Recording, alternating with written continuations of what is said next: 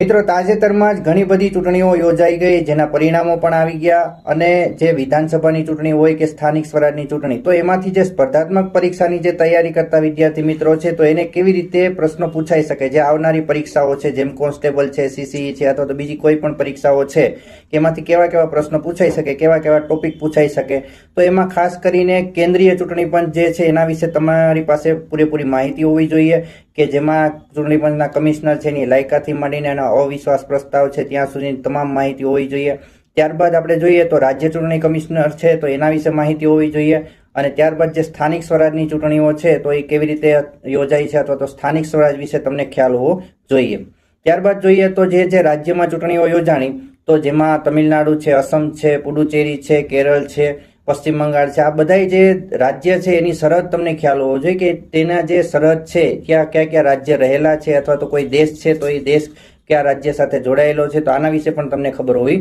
જોઈએ. આટલી માહિતી તમે રાખશો તો આવનારી જે પરીક્ષા છે એમાંથી ક્યાંક ને ક્યાંક પ્રશ્ન તમને આમાંથી જોવા મળશે.